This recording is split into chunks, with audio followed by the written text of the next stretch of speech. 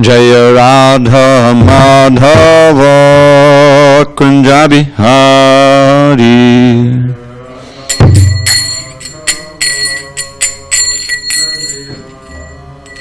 Jaya Radha Madhava Kunja Bihari.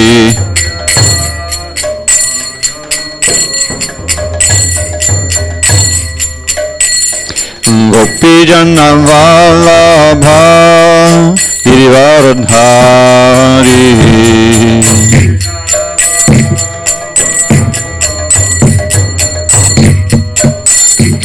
Gopi Jana Vallabha Girivaradhari.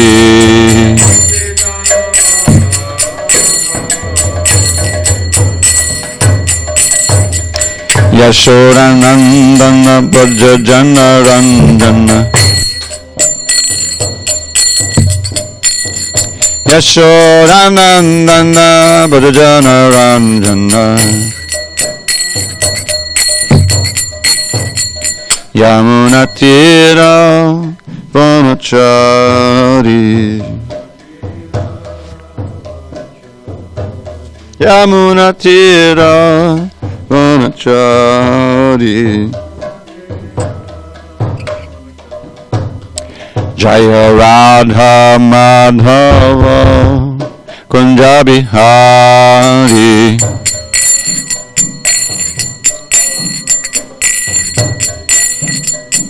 Jaya Radha Madhava Kunja Bihari.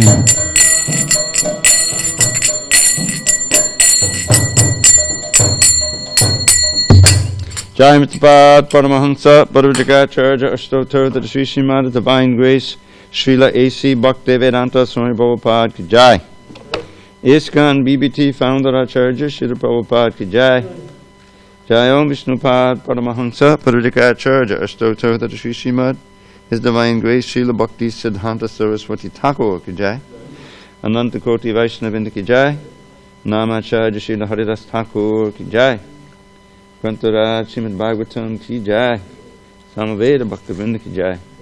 All glories to the assembled devotees. All glories to the assembled devotees.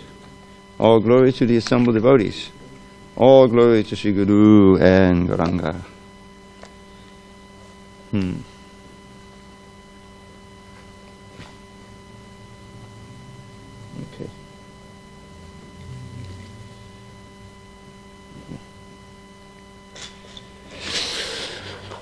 Okay. Narayanam Namaskritya Narang Chaiva Narottamam Devim Saraswatim Vyasam Tato Jayamudiriye. Before reciting the Srimad Bhagavatam, which is our very means of conquest, we should offer our respectful obeisances unto Lord Narayan, the Supreme Personality of Godhead, unto Narayan Rishi, the supermost human being, unto Mother Saraswati, the goddess of learning, unto Srila Vyasadeva, the author, and unto Srila Prabhupada, the translator, commentator, and our spiritual master. Nashta Prayesha Badreshu Nityam Bhagavata Sevaya Bhagavatyuttama Shloke Bhakti Bhavati Naishtiki. By regular attendance in classes on Srimad Bhagavatam and by rendering devotional service to the pure devotee, all that is inauspicious within the heart is destroyed almost to nil, and loving devotion to the Supreme Lord, who is glorified in transcendental songs, is established as an irrevocable fact. Om Namo Bhagavate Vasudevaya. Om Namo Bhagavate Vasudevaya. Om Namo Bhagavate Vasudevaya. Okay. So on this third day of February, 2021 in SanDiego, we're reading from Srimad Bhagavatam, translation and commentary by His Divine Grace A.C. Bhakti Vedanta Swami Prabhupada. Canto 4, The Creation of the Fourth Order, Chapter 29, talks between Narada and King Prachinabarhi. Text 29 and 30. 26 and 27, which I'll read myself, 27. Okay. Yadatmanam avigyaya yadatmanam avigyaya Bhagavantam Parangurum Bhagavantam Parangurum Purushas Tuvishajjeta Purushas Tuvishajjeta Guneshu Prakate Swadrik Guneshu Prakate Swadrik Yadatmanam avigyaya Bhagavantam Parangurum Purushastu Vishajjeta Guneshu Prakate Svadrik Yadatmanam avigyaya Bhagavantam Parangurum Purushastu Vishajjeta Guneshu Prakate Svadrik Yadatmanam avigyaya Bhagavantam Parangurum Purushastu Vishajjeta Guneshu Prakate Swadrik Yadatmanam avigyaya Bhagavantam Parangurum Purushastu Vishajjeta Guneshu Prakate Swadrik Yadatmanam avigyaya Bhagavantam Parangurum Purushastu Vishajjeta Guneshu Prakate Swadrik Yadatmanam avigyaya Bhagavantam Parangurum Purushastu Vishajjeta Guneshu Prakate Swadrik Yada, when Atmanam, the Supreme Soul, avigyaya, forgetting, Bhagavantam, the Supreme Personality of Godhead, Param, Supreme, Gurum, the Instructor, Purushaha, the living entity, to, then, Vishajjeta, gives himself up, Guneshu, to the modes, Prakate, of material nature, Swadrik, one who can see his own welfare. Okay, I'll chant the next one myself and then read the translation. Gunabhimani satada karmani kudate vishaha shuklam krishnam lohitam va yata karma vijayate. Translation. The living entity by nature has minute independence to choose his own good or bad fortune. But when he forgets his Supreme Master, this personality of Godhead, he gives himself up unto the modes of material nature.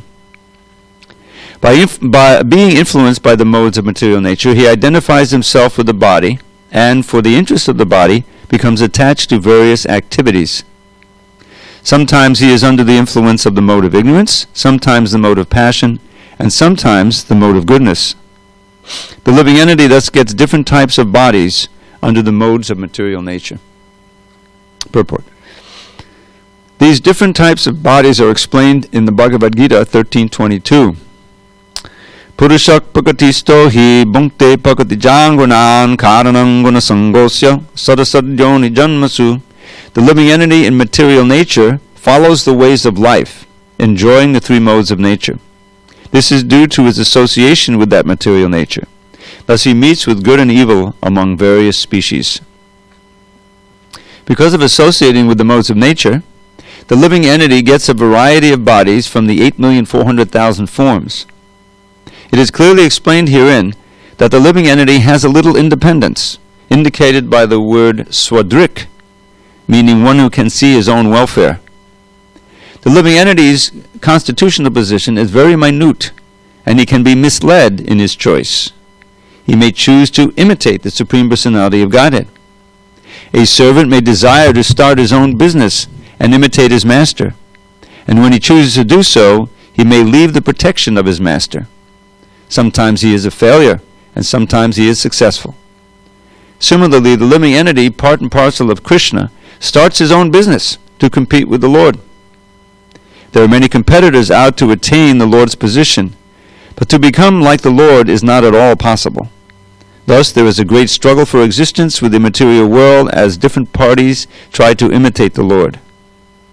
Material bondage is caused by deviation from the service of the Lord and attempts to imitate him. The Lord is imitated by Mayavadi philosophers who try to become one with the Lord in an artificial way. When the Mayavadi philosophers think of themselves as liberated, they are under the delusion of mental concoction. No one can become one with or equal to God. To imagine this is to continue one's bondage in material existence. Om Jnanatimidandasya Jnanandana Shalakaya Chakshu Unmilitam Mena Tasmai Shri Gurave Namaha. I was born in the darkness of ignorance, but my spiritual master, Srila Prabhupada, opened my eyes with the torchlight of knowledge. I offer my humble obeisances unto him and all members of Sri Parampara. So this is also the disappearance day of Lochandas Thakur, who wrote that famous song, Parama Karuna. And I'd like to read a little bit about him and maybe chant my English rendition of that song, if you'll let me. So this is, these verses and the purport, explaining them, gives a very nice summary of how the living entity becomes conditioned and stays conditioned in this material world. And Prabhupada very appropriately quotes right off the bat a very similar verse in the Bhagavad Gita, Purushak Pakatisto hi bhunkte pakati jangunan karananguna sangasya sadasadyoni janmasu. So, the living entity, we're in the material world. We're Prakriti, we're in the lower Prakriti, the earth, water, fire, air, ether. And in this situation, we attempt to enjoy different configurations of the modes of nature. The goodness, passion, and ignorance.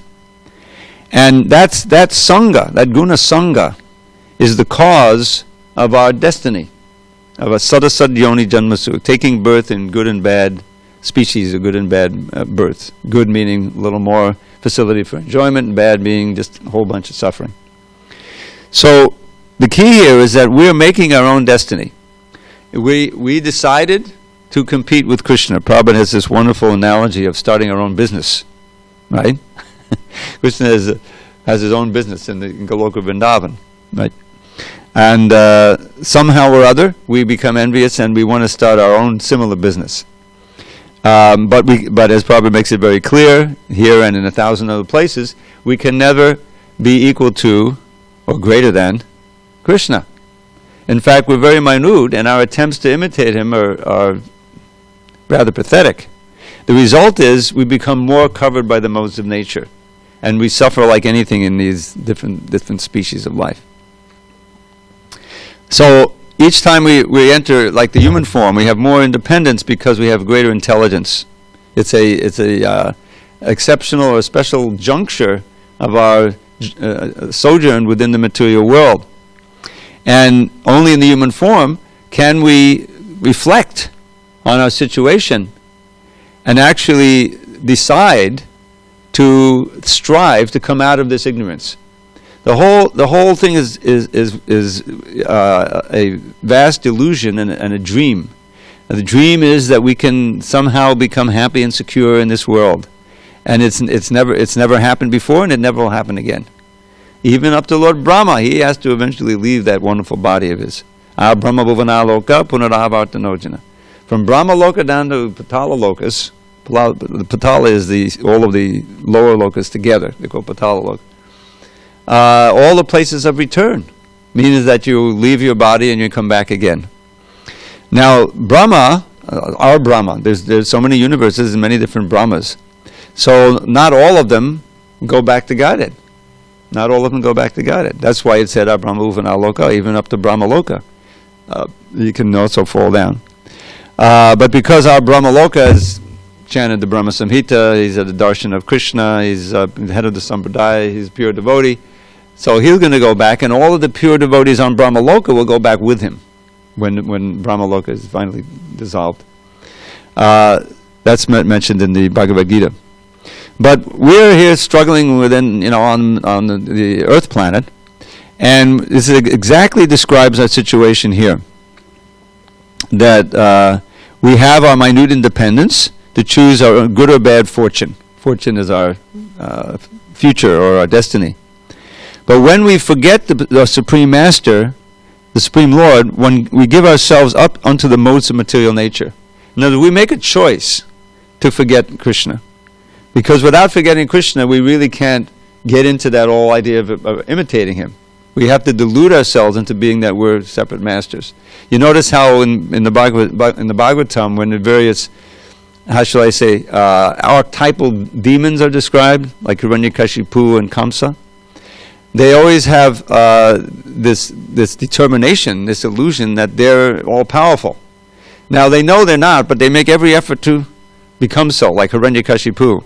Right? His whole strategy was to perform severe, inconceivable austerities, become more and more powerful than he even was, and somehow get immortality. Right? And if you study those prayers when Brahma comes down, because he was so powerful that he was emanating this fire from his head, and it was burning the whole universe, and the demigods were all distressed, so they appealed to Brahma to please do something. So he goes down, sprinkles the water on the big mound of earth, which was Hiranyakashipu, and his body had been eaten away by ants. He was so powerful, he was keeping his life air within his bones. Inconceivable.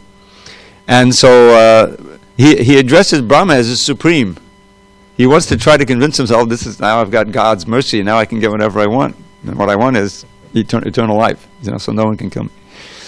So of course we know the story, that he really couldn't get that. He sort of got it around the back door by tricking Brahma to give him all these benedictions. And eventually, as Barbara mentions, Krishna is always a little bit smarter.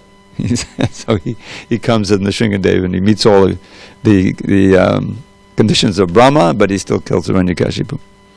So but he's archetypal demon, you see, and they always want to compete with God, and they have this illusion they can kill God. Even these petty demons who come to attack Krishna in Vrindavan, have you ever noticed they never wise up? Like think of Dhenukasura, right? So he was killed by Balaram. He was the leader of them all. Well, doesn't it dawn on the other ones that they can't? He was the most powerful, and he was killed. But no, they're overwhelmed by the mode of passion and ignorance and that anger, and they come to have revenge, to avenge the death of their master, friend, whatever you want to call it. And they all get killed. So it happens again and again that way. So the important point here is that our intelligence, our knowledge is covered by these modes of nature. The more we're in the lower modes, the more that we forget. Not just Krishna, that's long gone. Even if you go to goodness, you forget Krishna. But you forget all of the defeats that you had. You forget the obvious invalidity or the weakness of the body itself. And you have this illusion that you can conquer over, and you can beat this material energy into submission and come out on top. And this is and eventually it comes over into the demoniac field in chapter 16. Asha Pasha Shata Badha Ishwaroham. Krishna is the supreme Ishwara. Ishwara Parama Krishna. Ishwaroham Aham Bhogi Siddhoham Balavam Sukhi. This is the mantra of the demons. Krishna imitating the demons in the 16th chapter. So what all those qualities are Krishna's qualities. He's the ultimate enjoyer, Bhogaishwarya Prasakdanam, Ishwaram Aham Bhogi, certainly the Supreme Ishwar. Siddhoam, he's eternally perfect. And Balavan, he has all his strength, the power, inconceivable power. So this is our disease, is trying to imitate Krishna and convince ourselves, or bury ourselves in the material modes of nature so that we can have the delusion that we're God or gods. What is all of this incredible technology that's been built up? Year after year, they're improving it. AI. You probably know tons more about AI than I do. Artificial intelligence. That they'll be able to do everything. But then where is the God? Maybe they'll take over. Maybe they'll be like the movies where they'll become intelligent and wipe out the human race. That's always a danger. But they don't really need to do that. We're doing a good job of wiping it out on our own, making the earth incompatible for human life. Year after year it becomes more. You read about it; it's just hair-raising. The number of plastics that are in the ocean, the poisons in the air, the topsoil that's being lost, all the insects. Normally we don't like insects. We have our little device in there to get rid of the cockroaches, right? But insects are essential for life. The bees pollinate and so forth. So this is it's a big story that could come right out of the Bhagavatam, and all the descriptions are basically in the Bhagavatam. This hubris, this pride that you're puffed up unlimitedly, so you even think you're God, or material nature is under our control. This is hubris, and it always ends in disaster for whether you're in the Greek play or in the modern victims of it. So what to do? So we're also part of this world, and our job or our task, our mission in being devotees is to learn his philosophy. And this is such a wonderful verse. This whole allegory actually can be read again and again, because it so wonderfully describes the situation of the living entity and the means of getting out of it, but in great detail and great philosophy. And so we have this knowledge, and we're trying to live according to the knowledge. So it's a struggle, because we've also been conditioned for many lifetimes by the modes of nature, by contact with the modes of nature. Pasangam madanam pasham is described by Kapila Dev. Very powerful ropes of attachment. Ajanam pasham means very strong ropes of attachment and conditioning. And so what to do? We're in that, we're like a disease. How can we get cure from the disease?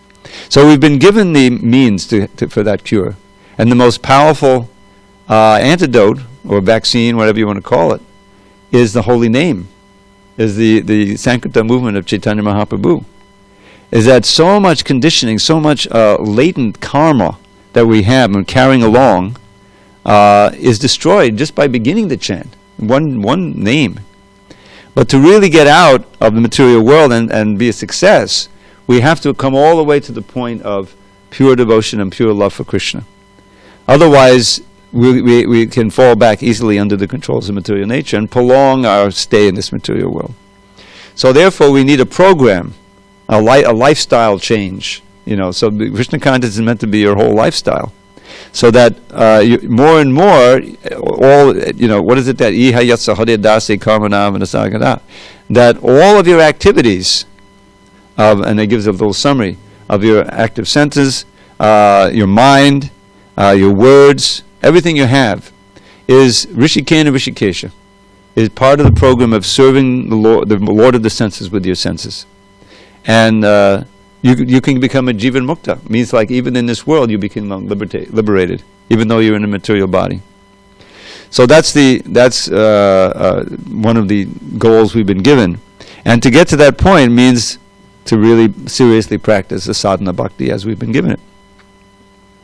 And notice that if we do that, if you refer back to that wonderful series of verses in the second chapter, first canto, it describes how the process of chanting and of hearing, which is the first of the 9, hearing, chanting, remembering, it's described here that Krishna he purifies when he Shunvatam Sakata Krishna Punyashavana Kirtana. And the next verse is the one I always chant before class, Nashta Prayasha Bhadreshu. So that process of hearing, but it includes, from hearing comes all the other processes. So it's understood that you're performing hearing, and if you're performing hearing, of course you're going to chant, and that's going to help you remember. And as described previously, that gives you the sword of remembrance. And all of that is purifying you from what? From your attachment and your being affected by the modes of nature. And that's in the third verse. Tadadadas tomo bhava kamalo bhadayaschaye cheta erta anavidam. That the modes of passion and ignorance, you're no longer affected. And you're no longer affected by their results, kama and lobha, lust and greed. There's less and less of that. Just like devotees, I mean, our devotees are generally not greedy. You know, you're living something, but to get that, you know, lust. It's a lust for money in and of itself. You know what I mean? It's a kind of madness, but it's very common. You know, if you happen to be, you know, part of the 1%, you know, then you're generally not satisfied. You want to increase as much as possible, and then you have these grotesque accumulations of wealth. $200 billion. This guy with Amazon has. I mean, what is that? That's a crime. It's a terrible thing. You know. So now he's going to devote himself to some philanthropy. You know, all these guys get into philanthropy because they realize, well, this doesn't look so good. Because, you know, all these libraries. There's a big library system in America. That was all started by Carnegie, who was in the early 20th century. Was he the railroads or the oil? I think he was railroads. But you can imagine, it was a huge amount of money he was able to make. In those days, to become a millionaire was a big thing. It's like becoming a billionaire today. So he said, and there was this lady who was a journalist, and she was the daughter of somebody who had started an oil well or something, and he bought her out and crushed him. So she became dedicated to bringing down this guy.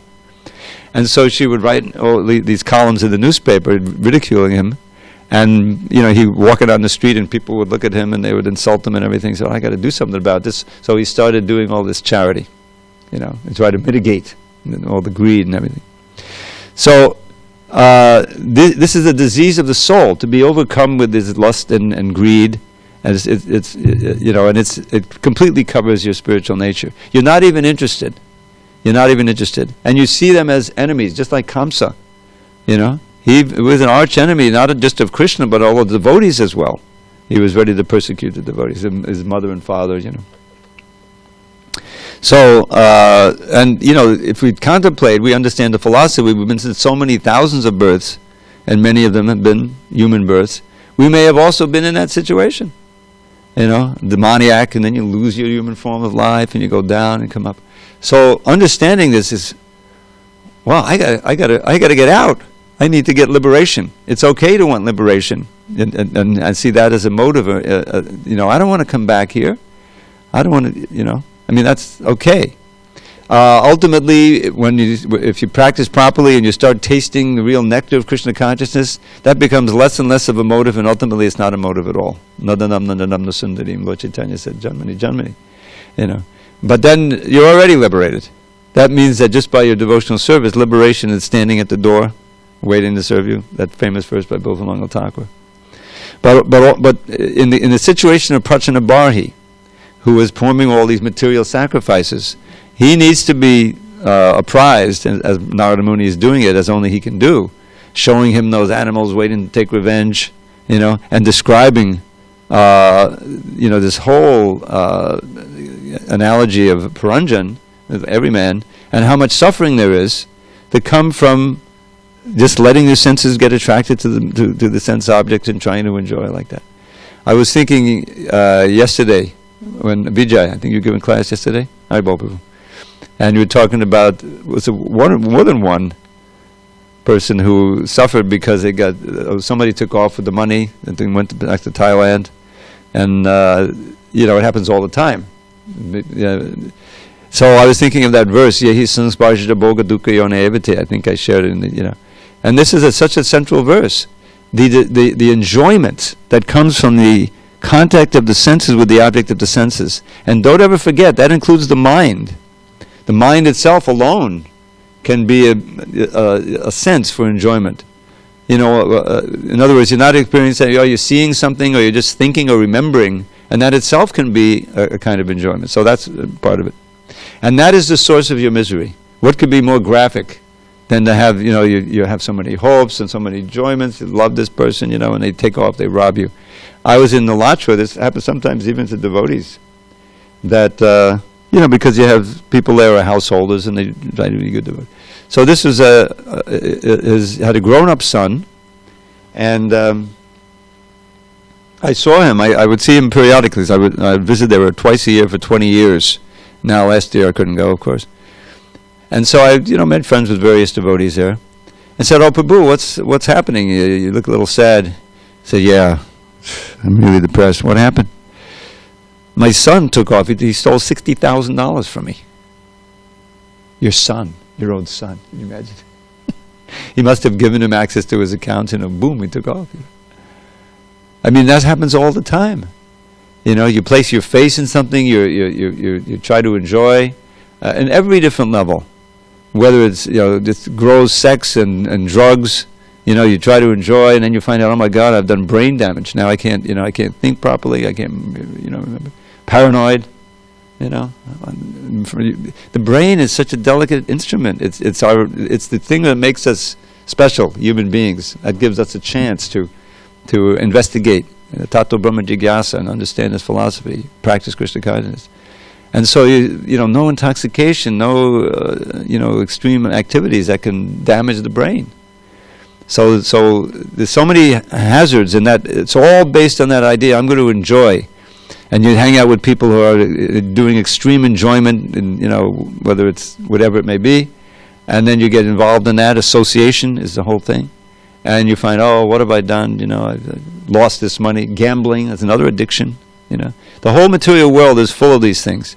I like to point out there's a verse in the 15th chapter of the Bhagavad Gita where Krishna is describing the process of transmigration.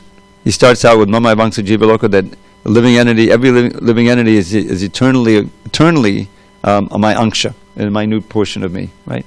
And it's struggling very hard with the six senses, which include the mind. And then he describes the process of transmigration, and it's like a breeze in the garden, In other words, the soul, if he has cultivated nasty mentality, he's carried away by this breeze, which is full of stinky things, and so he gets a bad body, So then it's described a general principle. Assuming you're not going out to a plant body, some animal or some fish or something. You have eyes, you can hear. You have some rudimentary ears and everything. So he says, Shrotram, Chakshu, Sparsanam, Rasanam, Granam Evacha, Adhishtayam, Anaschayam, Vishayanupasevate. So he's describing a general principle there that in each body, you get a certain set of, you get an eye, and ears, a sense of smell, touch, and taste, grouped about the mind. And then upasevate, the last word is upasevate. Vishayan is the object of the senses. So upasevate purpose is you engage with them, you experience them. So in my work as an editor, I oftentimes have to consult a Sanskrit dictionary, and one of the meanings of upasevate, which struck me, become addicted to. So in every form of life, you become addicted. Prabhupada is favorite how the hog becomes addicted and can eat stool. We would never eat. But the same soul who was once in the human body wouldn't think of eating that. Oh, this is now your fare. So that's what's going on. It doesn't have to be even some gross thing, like gambling. What is gambling? It's not. Is it pleasing to the eyes? Which senses? It's an activity you engage in that gives you a certain rush. It's almost like a drug. They've done tests of the same section of the brain that's stimulated with like cocaine is stimulated with gambling. Gives you a rush, and it can be just as addictive. Everyone knows that.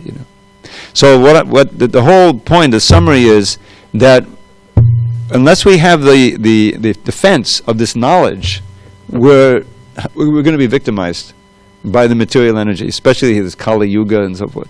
We need to get real knowledge and instruction on how we can become immune, really, to these attractions of the senses.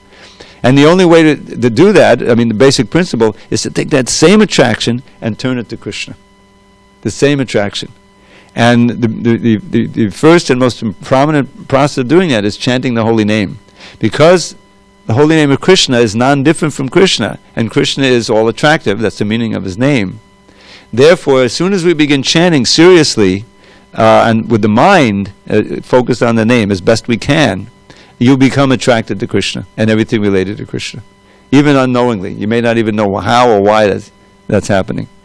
Someone chants a little bit outside, and then instead they make a decision on the weekend.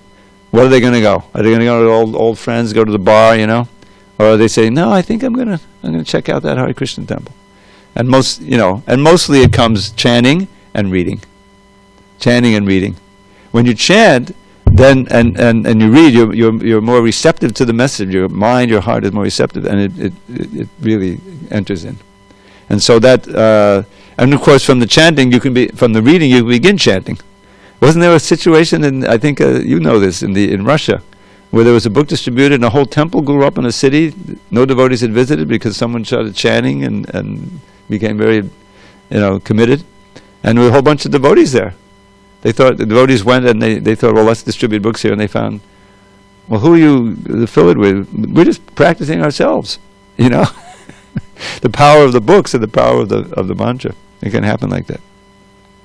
So we're very fortunate. We've been, Prabhupada's tremendous effort, devotion, and purity has given us this whole society complete with devotees and deities, prasadam, of course the books, the sounds, the festivals, everything. Now everything's a little bit, restricted because of this COVID. But there's actually just like you find. You read the Chaitanya Charitamrita or the 10th canto, the whole thing of separation and meeting, separation from Krishna and meeting. There's so much of that in the 10th canto. With, Krishna's devotees and friends and everyone in Vrindavan, they haven't met Krishna, then finally they meet him, or Balaram goes to visit, and it's just, So similarly, there's a big pressure coming up. People they haven't been able to visit the temple in a year, when the kirtans, and they're longing, they're staying online, So when we're finally able to open up, and everyone gets vaccinated, whatever, you'll see there'll be people who are coming, they'll be even more appreciative of the kirtan, what they were missing, So we should never take for granted our great good fortune of still being able to come together and chant, and hear class and take prasad. It's not like when it was completely open, and it will be that way eventually. But it's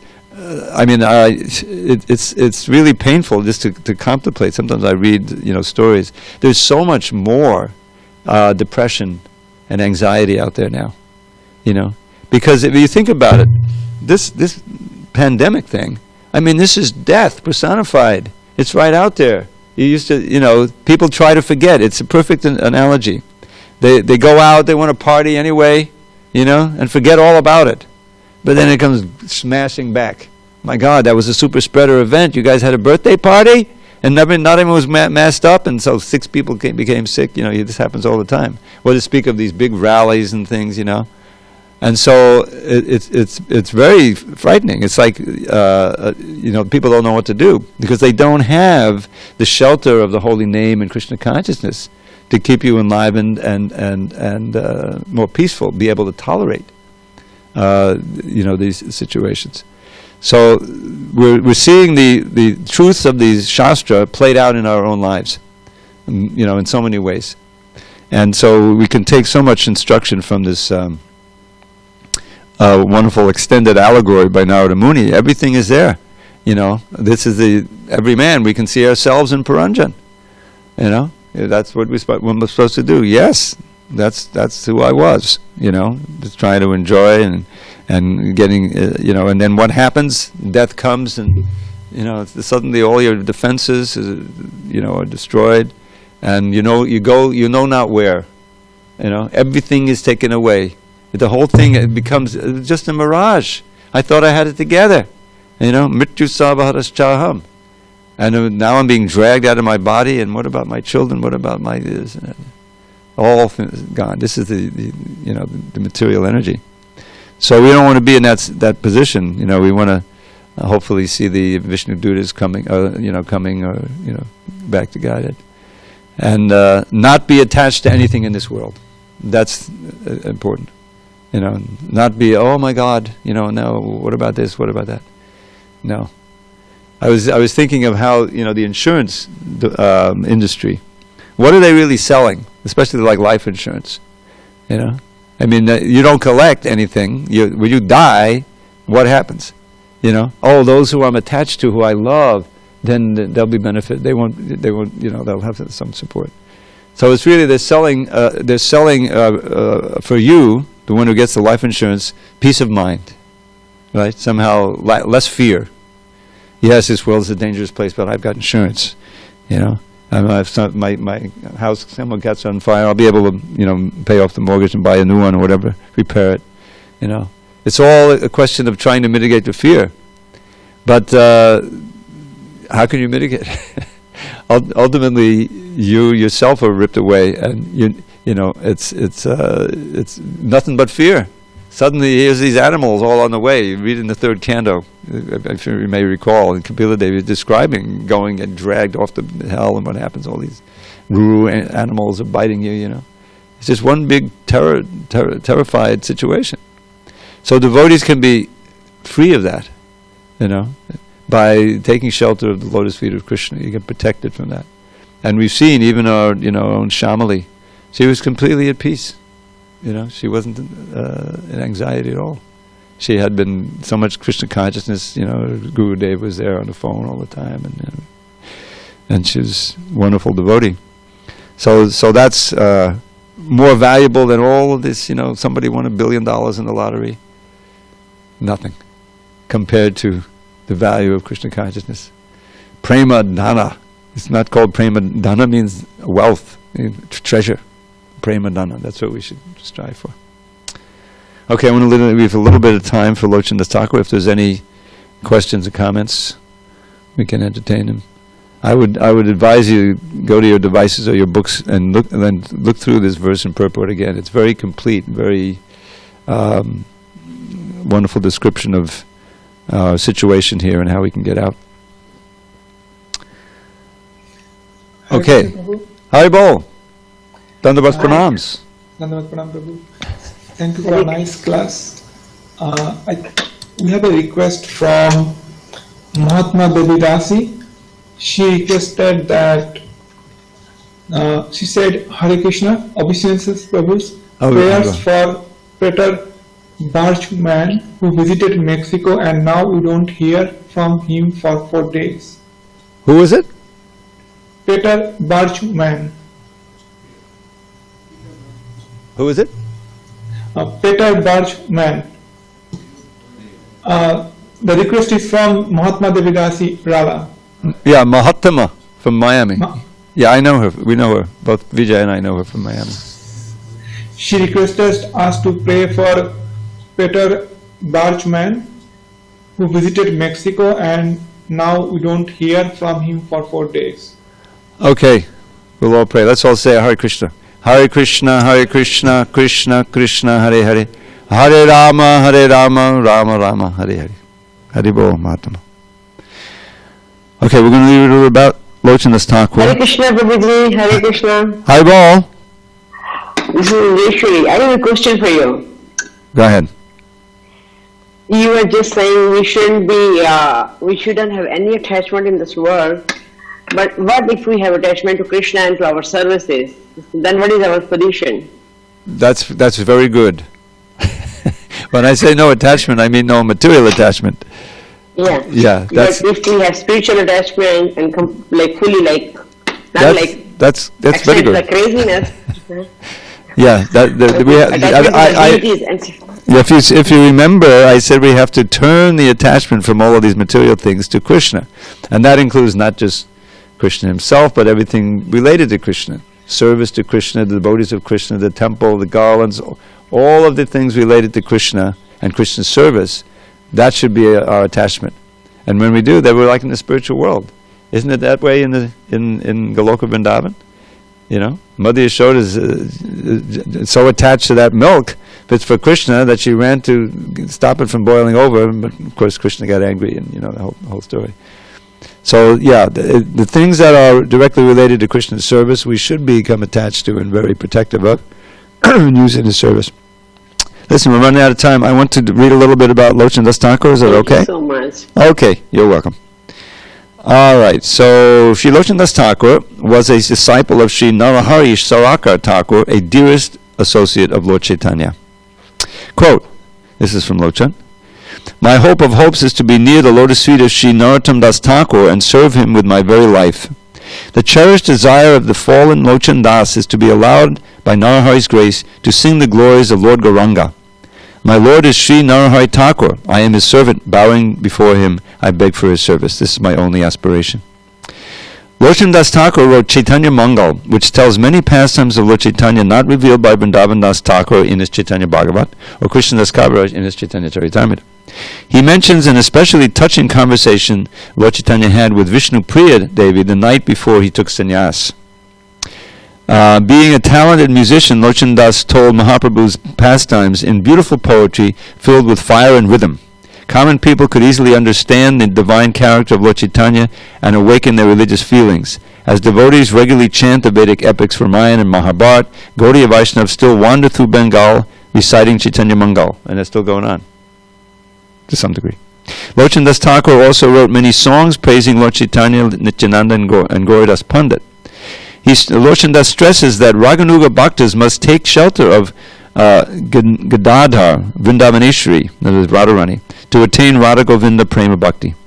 Srila Bhaktivinoda Saraswati Thakur used to print and distribute Lochan Das Thakur's Sri Chaitanya Mangal.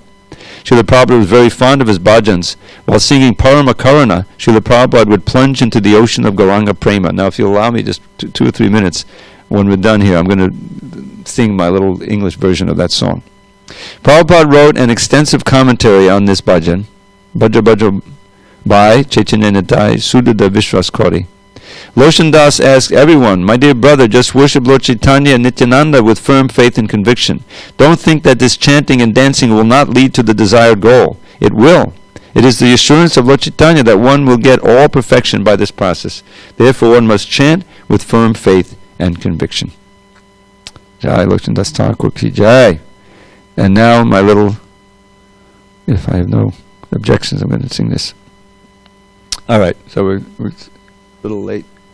So, super compassionate are these 2 golden lords, Nitai Gaurachandra. They are the best of lords, crest jewels of avatars, founts of pure bliss and deep wonder. All friends just worship them, Chaitanya Nitai, fixing your mind with firm faith. Give up all sense pleasure, dive in the sea of bliss, chant Hari Hari today. Super compassionate are these 2 golden lords, Nitai Gaurachandra. They are the best of lords, crest jewels of avatars, founts of pure bliss and deep wonder. Brothers and sisters within the 3 worlds, there is no one as kindly as they. Even the birds, stones, and animals weep in bliss when they hear talks of their traits. Super compassionate are these 2 golden lords, Nitai Gaurachandra. They are the best of lords, crest jewels of avatars, founts of pure bliss and deep wonder. O mind, just hear me, if you do not attain any desire for their service, Yama will punish us, causing us endless pain. This is what Lochan Das says. Super compassionate are these 2 golden lords, Nitai Gaurachandra. They are the best of lords, crest jewels of avatars, founts of pure bliss and deep wonder. All glories to Srila Prabhupada. Hari Hari Bol. If anyone wants this poetry, just write me an email. You changed it from you to us. That last verse, I had it wrong. Yeah, this is right. Yeah, because it was before he was saying, Yama will punish you. Punish us.